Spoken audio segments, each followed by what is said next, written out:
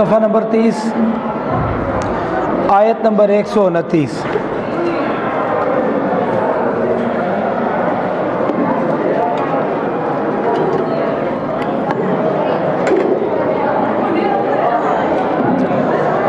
اعوذ باللہ من الشیطان الرجیم، بسم اللہ الرحمن الرحیم۔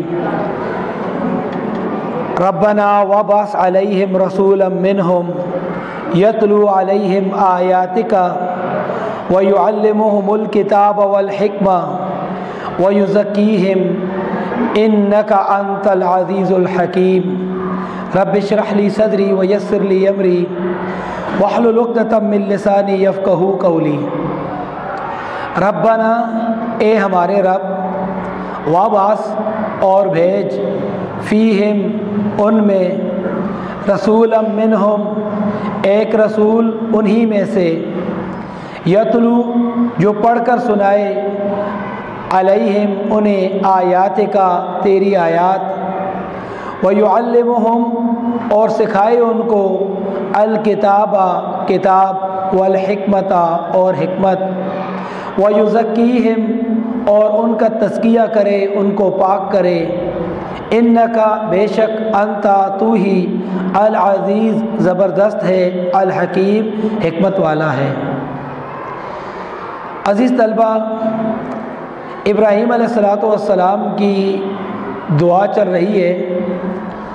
ابراہیم علیہ السلام نے سب سے پہلے اللہ تبارک و تعالیٰ سے یہ دعا کی کہ جو کوشش اور جو مرکز ہم تعمیر کر رہے ہیں اور جس کے لیے ہم کوشش کر رہے ہیں، محنت کر رہے ہیں، اس کو ہماری طرف سے اپنے دربار میں قبول و منظور فرما، اس کو قبولیت کا درجہ دے۔ اور اللہ تبارک و تعالیٰ نے اس دعا کو اس طرح قبول کیا کہ ابراہیم علیہ السلام کے تعمیر کی ہوئی اس مرکز کو اللہ تبارک و تعالیٰ نے پوری دنیا کے انسانوں کے لیے مرکز قرار دے دیا۔ اور پھر ابراہیم علیہ السلام نے یہ دعا بھی کی کہ اللہ مجھے اور میری اولاد کو فرما بردار بنا۔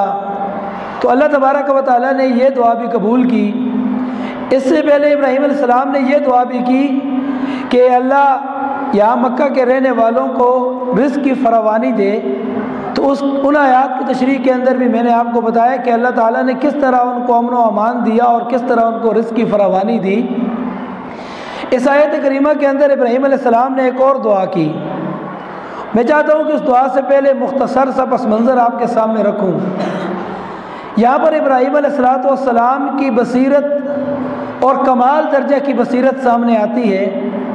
دیکھیے ابھی وہ گھر تعمیر ہو رہا ہے اور تعمیر اور عمارتیں بلند کی جا رہی ہیں، اور ابراہیم علیہ السلام دعائیں کی جا رہے ہیں، اور دعا کیا کر رہے ہیں کہ اے اللہ میری اولاد کے اندر ایک رسول پیدا فرما، اور وہ رسول ایسا ہو کہ جو انہیں تیری کتاب کی تعلیم بھی دے، ان کی تربیت بھی کرے، ان کا تزکیہ بھی کرے۔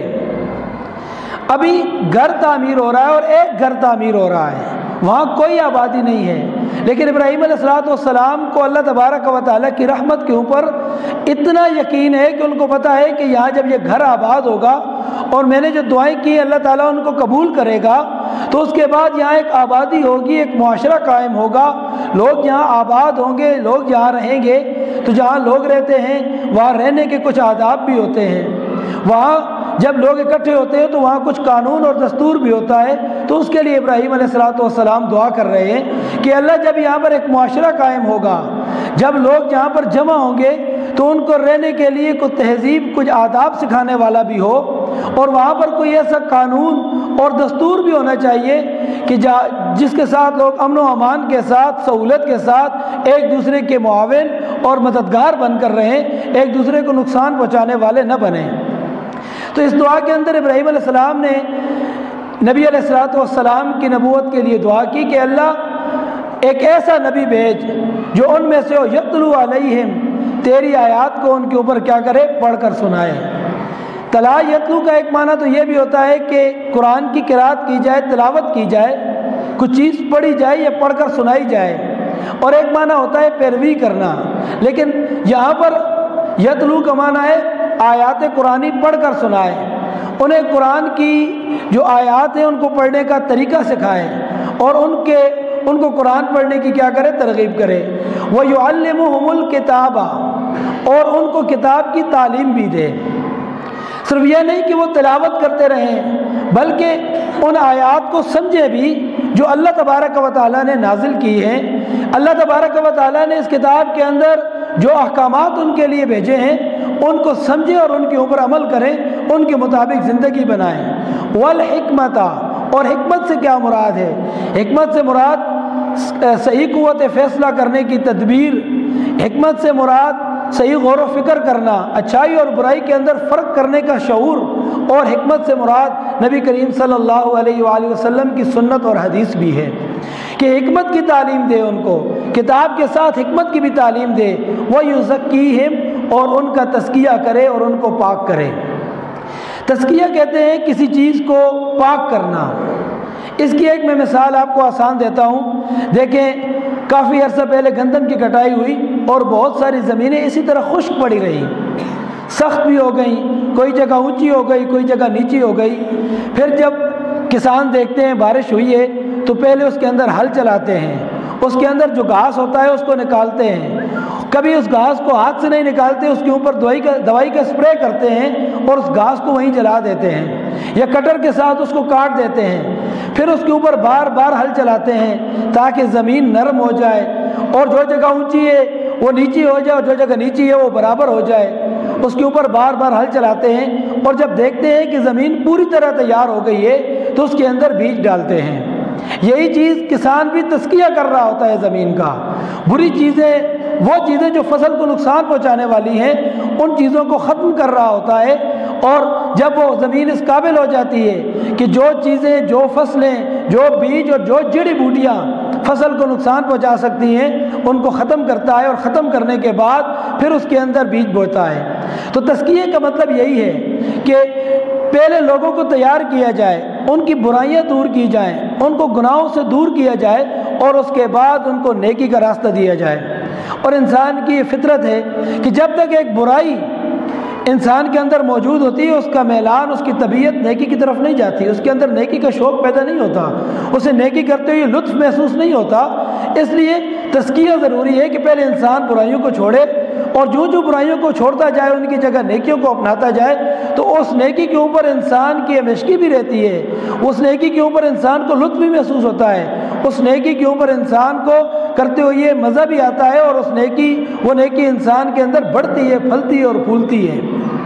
جس طرح آپ گندم بوئیں اور گندم کی گوڈی نہ کریں، جو جڑی بوٹیاں ان کو ختم نہ کریں تو گندم کا نقصان ہوتا ہے۔ تو یہاں پر یتلو یزکیہم، ان کا تزکیہ کرے، تزکیہ مراد ہے۔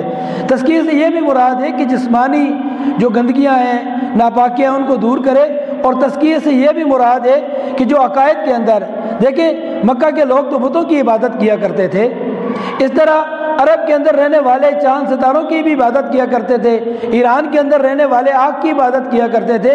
تو ان عقائد، برے عقائد جو ہیں ان کا بھی تزکیہ کرے، ان کو بھی، ان سے بھی ان کے ذہنوں کو پاک اور صاف کرے۔ اور ایک تزکیہ اور بھی ہے، آپ معاشرے کے اندر دیکھیں بہت ساری برائیاں ہمارے معاشرے کے اندر ہیں، سود کی برائی ہے، منشیات کی برائی ہے، بدکاری، بے حیائی کی برائی ہے، اس طرح بہت ساری برائیاں ہمارے معاشرے کے اندر ہیں۔ تو اس معاشرے کے اندر بھی ان برائیوں کو جو ہے ختم کرنا اور ان کا تزکیہ کرنا بھی مراد ہے۔ تو یہ نبی کریم صلی اللہ علیہ وآلہ وسلم کی جو رسالت تھی، جو نبوت تھی، ان کے اس مقاصد کو بھی بیان کیا جا رہا ہے۔ اور ابراہیم علیہ السلام نے بہت پہلے، ابھی بیت اللہ تعمیر کیا جا رہا تھا، اس وقت ابراہیم علیہ السلام نے اللہ تعالیٰ سے یہ دعا کی، انک، بے شک، انت، تو ہی، العزیز، زبردست ہے، الحکیم، حکمت والا ہے۔ ترجمہ سن لیجیے۔